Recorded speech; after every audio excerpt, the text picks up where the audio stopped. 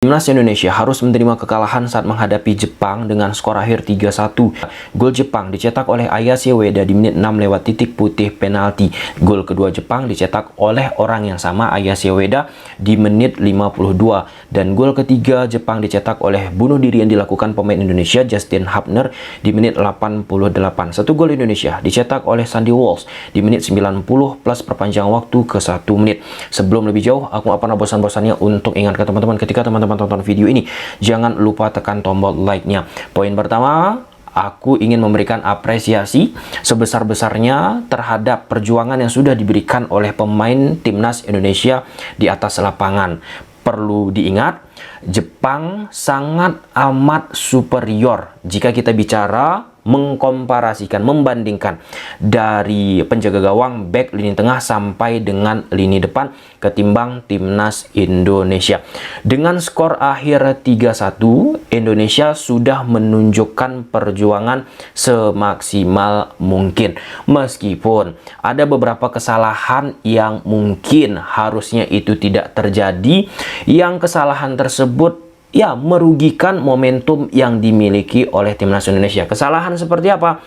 Nanti akan kita kupas. Kemudian yang kedua, banyak yang bertanya, setelah Indonesia kalah menghadapi Jepang, apakah Indonesia memiliki potensi untuk lolos ke babak 16 besar?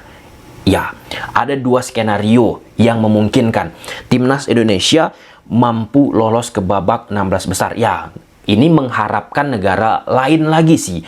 Ini sekedar edukasi ya teman-teman. Meskipun ada mungkin yang nonton video ini ya mengharapkan dari negara lain lagi bang. Mengharapkan negara lain tentu nggak enak bang. Ini hanya sekedar memberikan edukasi dan pengetahuan. Ada dua. Yang pertama, Jordania menang dengan defisit lebih dari 2 gol atas Bahrain. Kemudian skenario yang kedua, Kirgistan bermain imbang dengan Oman. Jika salah satu dari dua skenario tersebut terjadi, Indonesia berhak lolos ke babak 16 besar. Kemudian yang ketiga, Indonesia sudah menjalani 3 pertandingan di babak fase grup Piala Asia. Menghadapi Irak, Indonesia harus kalah. Menghadapi Vietnam, Indonesia menang. Menghadapi Jepang, Indonesia kalah dengan skor akhir 3-1. Jika kita lihat perjalanan Timnas Indonesia di Piala Asia, kemudian kita korelasikan dengan target yang dicanangkan, yang diinginkan oleh Coach Sintayong sebelum Piala Asia ini bergulir, yaitu 1 menang, 1 imbang, 1 kalah. Dengan setelah babak fase grup berakhir, target yang dicanangkan oleh Coach Sintayong tidak tercapai. Ini target personal ya teman-teman, karena secara hasil Indonesia kalah menghadapi Irak, Indonesia kalah menghadapi Jepang, Indonesia menang menghadapi Vietnam. Kita bicara fakta teman-teman. Tentu ketika target yang dicanangkan oleh seorang pelatih tidak tercapai, ada poin evaluasi secara personal mungkin dilakukan oleh Coach Sintayong. Bagaimana kedepannya Coach Shin meramu taktikal, meramu permainan ketika menghadapi tim yang lebih superior dari Timnas Indonesia. Dan Irak pun ternyata di Piala Asia ini memberikan kejutan dan perkembangannya sangat amat luar biasa. Yang keempat teman-teman, kita bicara dari sisi teknis permainan. Ada satu pemahaman ataupun sebuah hipotesa yang cukup menarik ketika aku menonton pertandingan Indonesia menghadapi Jepang. Kita bicara pertandingan ini aja dulu. Indonesia permainannya berkembang. Sintayong sudah memberikan hal yang sangat-sangat amat luar biasa. Dan ketika kita melihat apa yang ditampilkan oleh Jepang di atas lapangan, maka saat kita menyaksikan Indonesia membangun serangan, seperti ada perbedaan dari sisi mindset. Indonesia level mainnya itu masih seperti hafalan. Sedangkan apa yang dilakukan oleh Jepang sudah masuk ke dalam pemahaman. Contoh permainan orang ketiga. Bagaimana fluidnya dilakukan oleh pemain-pemain Jepang di atas lapangan. Kemudian one to touch, kemudian bagaimana menciptakan overload, kemudian bagaimana Nakamura yang berada di sayap kiri Jepang nomor 13 teman-teman, ataupun Doan nomor 14 di sayap kanan, ketika mereka duel 1 lawan 1 menghadapi defending Indonesia, pasti akan ada pemain lain yang melakukan pergerakan movement of the ball, menciptakan 2 versus 1 menghadapi defending Indonesia. Yang akhirnya ketika pemain Jepang lebih banyak orang, di situ pemain-pemain bertahan dari timnas Indonesia kesulitan untuk bisa meredam dan mengantisipasi apa yang dilakukan oleh Jepang dari sisi penyerangan. Dan saat high intensitas terjadi di atas lapangan dilakukan oleh pemain-pemain Jepang, unbalance dari sisi struktur organisasi acap kali terjadi di permainan timnas Indonesia. Unbalance itu seperti apa, Bang Tom? Secara struktural, jika permainan timnas Indonesia lamban, temponya nggak cepat, dan sirkulasi bola nggak fluid dilakukan oleh pemain-pemain Jepang, maka struktur shape defending bertahan yang dimiliki oleh Indonesia terlihat jelas 5-4-1 dari skema di atas kertas 3-4-2-1 ataupun 3-4-3. Namun, jika pemain-pemain Jepang meningkatkan permainan dari sisi kecepatan, teman-teman, di situ defending 5-4-1 ketika bertahan yang dimainkan oleh pemain-pemain timnas Indonesia, quote and quote, strukturnya berantakan.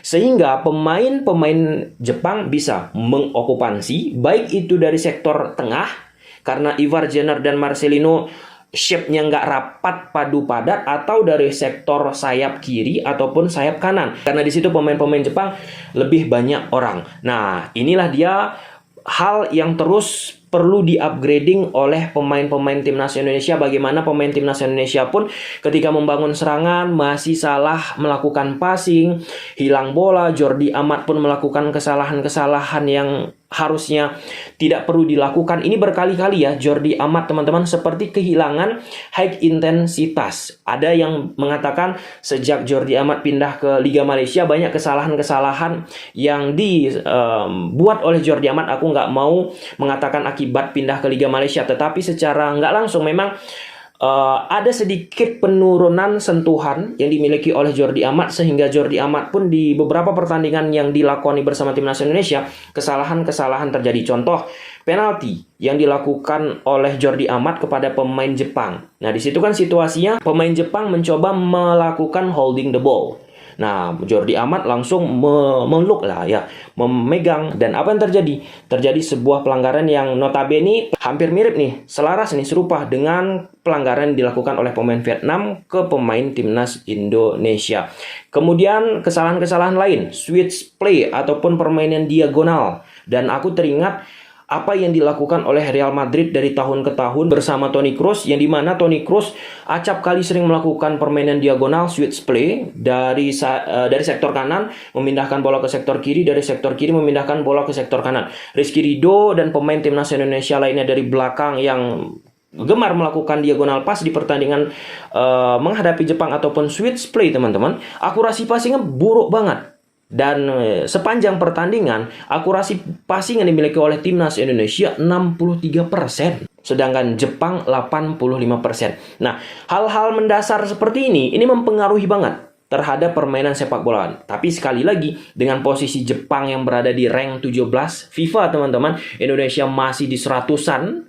Wah, ini perjuangan yang sudah ekstra dilakukan oleh pemain-pemain timnas Indonesia. Kemudian poin kelima, dari sisi di saat timnas Indonesia bertahan 5-4-1, tentu salah satu yang diinginkan oleh Coach Sintayong bagaimana bisa menciptakan transisi cepat. Transisi cepat yang dimainkan oleh Coach Sintayong pun nggak begitu jelas. Idenya bagaimana? Oke, kita lihat dulu menggunakan grafis taktikal. Di atas kertas, Jepang gunakan pola 1-4-2-3-1.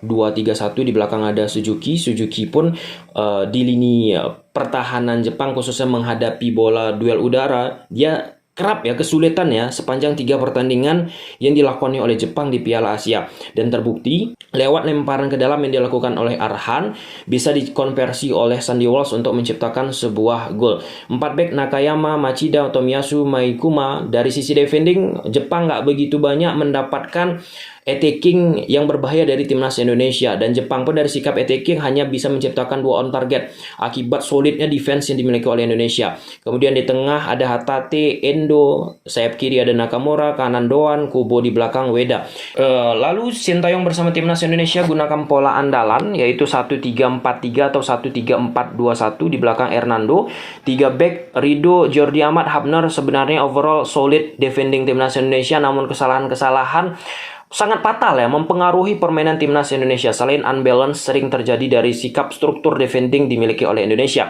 Wingback kanan ada Sandy Walsh solid. Kemudian di tengah ada Ivar Jenner, Marcelino, dan wingback kiri ada Arhan. Di depan ada Egy, Yakob, dan sebagai target man lah ya, sebagai pemain nomor, sebagai striker diharapkan Rafael, walaupun Rafael bukan sikapnya target man sih, lebih ke hybrid, dia suka free roll dan dinamis. Egy Maulana Fikri ya tidak memberikan banyak begitu impact teman-teman, malah aku mempertanyakan kenapa akhirnya Yakob yang ditarik keluar, yang padahal Yakob sangat bekerja keras nih di atas lapangan. Ya, beberapa pergantian yang dilakukan oleh Coach Sintayong di Piala Asia, khususnya kita bicara menghadapi Jepang ini, bisa sih dipertanyakan, tapi aku nggak mau menjudge Coach Sintayong salah. Enggak, contoh Witan kan sudah diberi kesempatan di beberapa pertandingan Piala Asia, tapi nggak memberikan warna yang berbeda. Ya, walaupun ada beberapa skill yang dilakukan oleh Witan, secara overall Witan pun nggak begitu mempesona.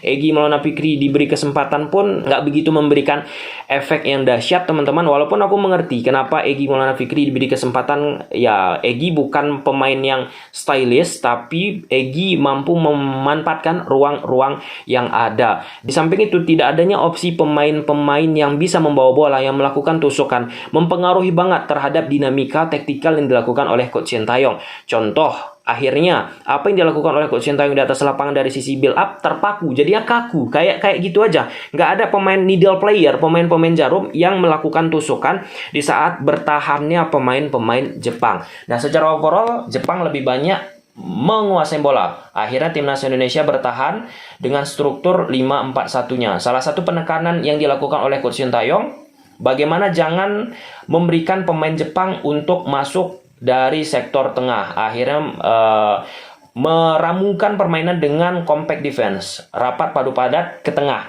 Ketika rapat padu padat ke tengah, membuat pemain-pemain Jepang tentu akan lebih banyak menguasai bola. Nakayama naik, Hatate ini posisinya sebagai double pivot mendampingi Endo. Akhirnya dia pun bergerak ke depan untuk membanyakkan orang lagi teman-teman. Endo sebagai single pivot, Maikuma naik, Tomiyasu, Machida, Doan menjaga kelebaran maksimal, Nakamura menjaga kelebaran maksimal teman-teman. Kubo, Hatate mendampingi Ueda, dan di sini pemain-pemain Jepang coba menciptakan superioritas number agar kuat di sektor sayap kiri, kuat di sektor tengah, kuat di sayap kanan teman-teman. Nah, di area tengah ketika tempo permainan itu lambat, bola dialirkan oleh Endo ataupun Endo ingin masuk, bisa dikunci oleh pemain timnas Indonesia. Sebaliknya juga dari sektor sayap kiri, sektor sayap kanan, walau pemain Jepang overload pemainnya, bisa diantisipasi oleh pemain-pemain timnas Indonesia.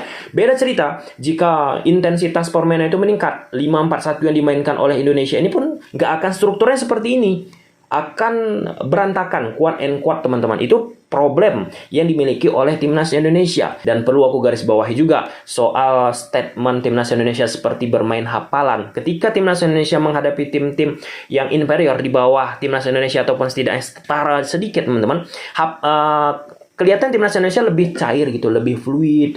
Namun berbeda memang ketika menghadapi tim yang superior seperti hafalan. Terlihat jelas gap antara individu tim A dengan individu tim Indonesia.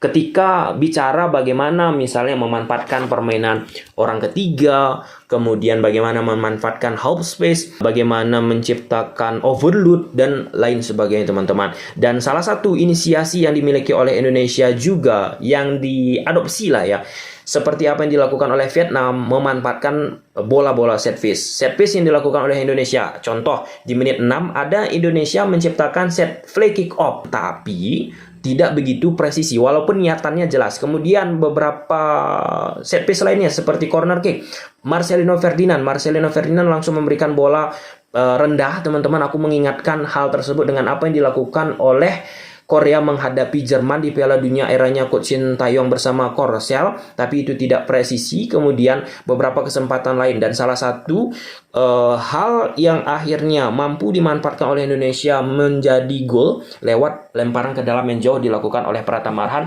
yang mampu dikonversi oleh Sandy Walsh. Oke, kita lihat perjalanan timnas Indonesia di Piala Asia ini. Apakah skenario yang di awal kita sampaikan akan terjadi? Menarik untuk ditunggu. Gimana menurut teman-teman? Coba silahkan tulis di kolom komentar. Bye.